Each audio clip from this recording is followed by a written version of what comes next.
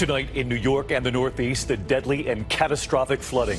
The new images coming in, the devastating flooding in Vermont, heavy rain washing away roads, homes and businesses tonight underwater. Just outside New York City, raging floods in the last 24 hours causing massive damage. At least one person swept away while trying to escape her flooded home. State troopers using ropes to pull stranded drivers to safety. And more severe storms tonight in the Northeast. Ginger Z standing by to time all of this out. Also, the dangerous temperatures from California to Florida, many states hitting triple digits. Phoenix now reaching 10 consecutive days of 110-degree temperatures. Also developing as we come on the air tonight, the images coming in now, the massive landslide destroying at least 9 homes and counting in Los Angeles County. The ground shifting 20 feet overnight, sending homes into a ravine. Matt Gupman on the scene for us. President Biden on the world stage tonight. He has just arrived in Lithuania for the high-stakes NATO summit. And already major news tonight, Sweden to join NATO. And President Biden has asked, should Ukraine be allowed to join too? Elizabeth Schulze traveling with the president. The news from the Kremlin tonight, Moscow now claiming that just 5 days after that attempted revolt, Vladimir Putin claims he held a 3-hour meeting with Yevgeny Prigozhin, who led that failed attempt to march on Moscow. James Longman, late reporting from inside Ukraine tonight. Here in the U.S., the disgraced former USA Gymnastics Dr. Larry Nassar attacked in prison. What we've learned at this hour, Ariel Reshef reporting. Also tonight, the urgent manhunt underway in the Northeast tonight across state lines for an escaped murder suspect and self-taught survivalist. Tonight, Madonna has now made her first public statement about her health after being raced to the ICU, what she's now saying about her condition and about her tour. And we have news just in tonight. A longtime beloved actress from daytime TV has died. Tonight here, we remember. From ABC News World Headquarters in New York, this is World News Tonight with David Muir. Good evening. It's great to be back with all of you after time with the family. I hope you had a wonderful time with yours on the 4th as well. And we do begin tonight in New York, much of the Northeast as well. The deadly flash flood threat at this hour. Storms going into the night again. Alerts across the region from New York to Maine at this hour. And it all comes after catastrophic flooding already. Relentless and dangerous rains in New York. 8 inches in just hours. These images right here from Vermont. Serious life-threatening flooding, roads closed, dozens of rescues, emergency crews fanning out across that state. Rushing water cutting a path across this property in Ludlow, Vermont. And about an hour outside New York City, a very difficult 24 hours in Highland Falls. Main Street, you can see right there, turned into a river. Tonight, Governor Kathy Hochul has declared a state of emergency in several counties. At least one person was swept away while trying to escape her flooded home. Elsewhere in Orange County, drivers taken by surprise, trapped in their cars, state police using ropes to rescue them. And in Stony Point, New York, a team of rescue divers from the fire department rescuing this man by boat from his flooded home. There are more storms coming tonight. Chief Meteorologist Ginger Z leading us off tonight. She's in Rockland County, New York. Tonight, powerful floodwaters swallowing parts of the Northeast. It's completely destroyed. Nearly the entire state of Vermont in flash flood warnings. Dozens of roads in and out of multiple towns caked with mud or washed away. ABC's Jacqueline Lee on the ground. We're about 20 miles outside of Londonderry, Vermont, with so many roads flooded that we can't even get to it. The fire department rescuing this homeowner. The town administrator confirming that flooding levels have exceeded Hurricane Irene. The storm's on the move after 24 hours of torrential chaos. Less than an hour north of New York City, state police using ropes to rescue terrified people off this highway in Orange County, creating a human chain to get to safety. The Highland Brook transformed into a rapid-filled river, trapping families in their homes in Highland Falls. County officials say a woman in her 30s was killed while she was trying to evacuate her home as it took on water. She was walking her dog across, from what we know, and got swept up by the literally rapids. Her dog and 2 other family members survived. Main Street here in Highland Falls is just smothered in all of this thick mud because the flash flooding came through, wrecked businesses and homes, pushed all those cars in the parking lot around, debris filling this town. Tony Guarino now calling a hotel home tonight. My place is a disaster. I lost everything. In Stony Point, swift water teams bringing Richie Byers to safety. His neighbor, Cindy, says her family has owned this home for more than a century, and they've never seen the water this high. I just grabbed a bag and I got in my car and I sat out on the road. And just within maybe 20 more minutes, it started going around the house. And it was taken over. Yeah, then it just kept coming. Debris blocking commuter rail tracks. Even Amtrak service was halted from New York to Albany until further notice. Frightening images these last 24 hours. Let's get right to Ginger. She's live in Rockland County. We can see the damage there behind you, Ginger, and this threat is not over.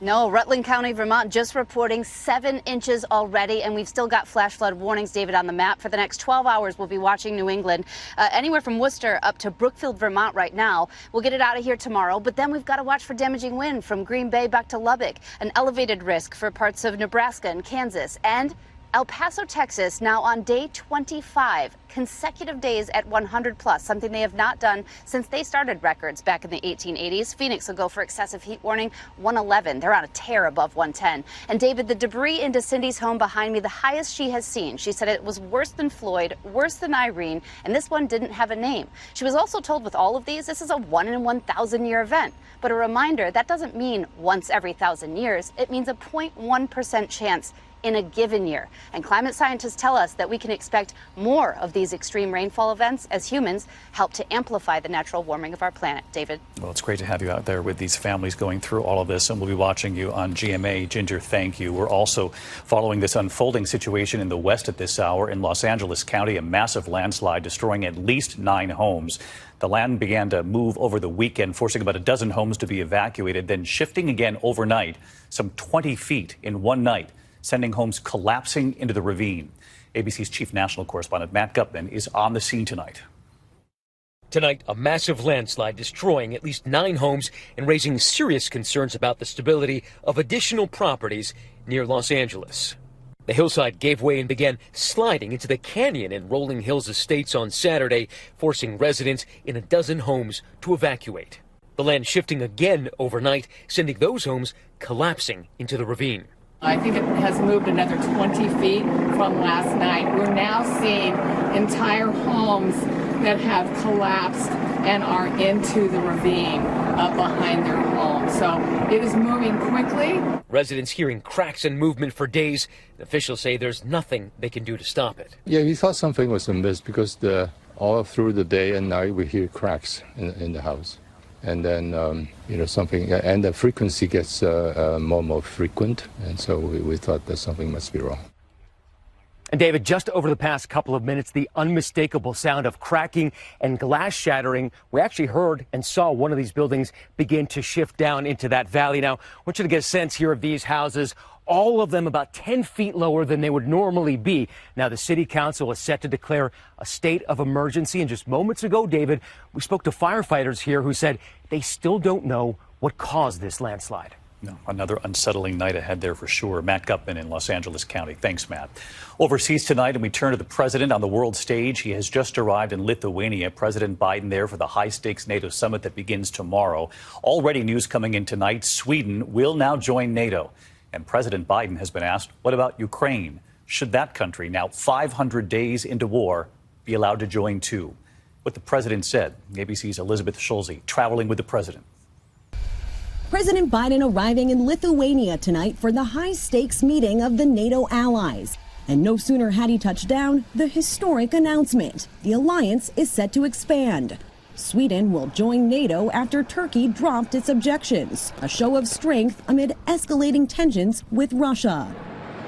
Biden's arrival caps a whirlwind 24 hours. The president stopping over in London for a meeting with King Charles, their first since Charles ascended to the throne. Mr. President, how's the meeting with the king? Very well. The coming days will be harder. Topping the agenda, Russia's war in Ukraine. The Biden administration rattling some allies by agreeing to send cluster munitions to the Ukrainian military. Those weapons controversial because of the deaths and injuries they can cause to civilians when unexploded bomb particles are discovered. In London, British Prime Minister Rishi Sunak tried to discourage Biden from deploying them, according to a spokesman. Our relationship is rock solid. The States. Then there's the matter of whether Ukraine itself should be admitted to NATO. The president's answer, not yet. that admitting Ukraine would put NATO and the U.S. at war with Russia. I don't think there is unanimity in NATO about whether or not to bring Ukraine into the NATO family now, at this moment, in the middle of a war. If the war is going on, then we're all in the war. You know, we're at war with Russia, if that were the case. Today, this response from Ukraine's President Volodymyr Zelensky. Ukraine deserves to be in the alliance, he said. Not now, there is a war, but we need a clear signal. And we need this signal right now. So let's get into this with Elizabeth Schulze. She's live in Vilnius, Lithuania tonight. And Elizabeth, I know you've learned that President Biden will sit down with President Zelensky later this week now. David, a big question heading into this NATO summit was if President Zelensky would attend. A White House official now tells us that Zelensky will be here and will meet with President Biden on Wednesday. It will mark their third face-to-face meeting just so far this year and is a public show of unity as Biden tries to shore up support for the war in Ukraine. David? Elizabeth Schulze in Lithuania. Elizabeth, great to have you with us on the weeknight broadcast here. Thank you, Elizabeth. There is also an unexpected headline from the Kremlin tonight, a surprising claim from Moscow. They now say that just 5 days after that attempted revolt, that Vladimir Putin then met with the man who is trying to lead that march on Moscow, Yevgeny Prigozhin. They say the meeting lasted for hours. Prigozhin hasn't been seen since. Here's our foreign correspondent, James Longman, from inside Ukraine tonight. A new twist tonight in that dramatic failed Wagner revolt against Vladimir Putin and Moscow. The Kremlin now claiming that just 5 days after ending his June 24 rebellion, Wagner chief Yevgeny Prigozhin actually met with Putin face to face. A Kremlin spokesman saying Prigozhin was among 35 Wagner commanders at the meeting, which lasted 3 hours, alleging they pledged their loyalty to Putin. This is the first reported contact between Prigozhin and Putin since that mutiny. But the Wagner leader, once a fixture on social media, hasn't been seen in weeks. His current whereabouts unknown. And tonight, Ukraine's head of military intelligence has told Reuters Wagner mercenaries came close to reaching a nuclear military base with the intention of, quote, raising the stakes by seizing nuclear weapons. The development pushing the Kremlin to hastily negotiate with Prigozhin. ABC News has not corroborated these claims. Prigozhin had initially wanted this man, General Valery Gerasimov, chief of the defense staff, fired. Gerasimov was seen today for the first time since the attempted coup, proof he's still in the job, but it's unclear when the video was filmed. And David, now more than 500 days into this war, a new devastating Russian airstrike tonight. At least 7 people are dead and more than a dozen injured in a rocket attack on a school during the distribution of humanitarian aid. The horrors continue. David? 500 days in now and another deadly day. James Longman there in Ukraine. Thanks, James. Back here in the U.S. tonight, there is news coming in at this hour that disgraced former USA gymnastics doctor Larry Nassar has been attacked in prison, stabbed multiple times. Here's ABC's Ariel Reshef tonight. Tonight, the former USA Gymnastics team doctor convicted of abusing dozens of young athletes attacked inside this high-security federal prison in Florida. Sources tell ABC News Larry Nassar, who was housed with other sex offenders, was stabbed 6 times in the back and neck by at least one fellow inmate. He suffered substantial injuries and is in stable condition with a collapsed lung. You do not deserve to walk outside of a prison ever again. Nassar was sentenced to 175 years for sexually assaulting gymnasts under the guise of medical treatments, including members of the U.S. national team. 156 survivors confronted the disgraced doctor in court. I remember laying there frozen stiff on the table, utterly mortified, confused and scared. And we will use our voices to make sure you get what you deserve. One father so enraged by Nassar's abuse of his 3 daughters, he tried taking justice into his own hands. I would ask you to, as part of this sentencing, to grant me 5 minutes in a locked room with this demon. Would you give me 1 minute? You know that I can't do that. That's not how our legal system works. The father then lunging towards Nassar. And David, as for the stabbing, officials are now looking at video to determine whether anyone else was involved. And tonight we are learning, David, that 2 of those officers who were guarding the unit where Nassar was being held were working mandated overtime shifts because of staffing shortages. David? Ariel Reshef reporting tonight. Thank you, Ariel. In the Northeast at this hour, there is an urgent manhunt underway across state lines for a murder suspect who escaped a Pennsylvania jail using a rope made of bed sheets to climb out. Authorities tonight warn he is a self-taught survivalist with military experience who should be considered very dangerous. ABC's Alex Brachet in Warren, Pennsylvania now. Tonight, at least 15 law enforcement agencies fanning out across northwest Pennsylvania as the manhunt for escaped murder suspect Michael Burham extends into its fourth day. Searching the woods, helicopters in the air, SWAT teams going door to door, trying to locate this self-taught survivalist with military experience. They've discovered stockpiles or campsites in wooded areas and believe Burham may have help. We believe he has previously prepared to conceal himself in the woods. The Army confirming tonight that Burham was a sergeant in the Army Reserves, serving more than 12 years. Authorities say he's considered armed and dangerous. Burham escaped from the jail late Thursday night, hoisting himself up on the roof on exercise equipment and using a rope made of bed sheets to rappel down, running into the woods. Is there any indication that either he was getting assistance from within the prison or that this could have been an inside job? I can tell you that is being thoroughly investigated. Mary Canaro lives next to the Warren County Jail. Police say Burham was seen running through her yard the night he escaped. I see activity in this porch behind me where there were 3 officers and they all had flash, searchlights. Police say he's likely changed out of his jailhouse uniform by now, releasing these images of his tattoos, urging the public to stay away. We're actively pushing him in these areas. If he is here, he is not getting any rest. David, authorities tell us that while they are tracking down Burham leads in other states, they still believe that he's in this general area. And as for how he got out of jail, well, a second investigation is underway into that. David? Alex Brachet in Warren, Pennsylvania. Alex, thank you. Now to a major development in another manhunt, this time in the West. The hunt for a murder suspect who escaped from a medical facility near Sacramento has now come to an end tonight. Erica Brill was first arrested in April after a shootout with police accused of killing a hostage taken to a medical facility in recent days. Authorities say he slipped away around 3 o'clock Sunday morning, surveillance capturing him walking shirtless and without shoes. A resident spotting him standing near a creek this afternoon, police taking him back into custody. When we come back here on a Monday night, late word coming in of a small plane crashing into an airport hangar. The images here, the plane right into the roof. And we have learned tonight that a longtime beloved actress has died. We remember here in a moment. There is late word tonight about a small plane crash at Long Beach Airport in California. The plane appearing to nosedive right into an airport hangar. The tail can be seen right there sticking through the roof. The pilot at this hour is being treated for minor injuries. No one else on board, no one in the hangar was injured. When we come back here, Madonna breaking her silence on her health scare, and we remember a beloved actress here.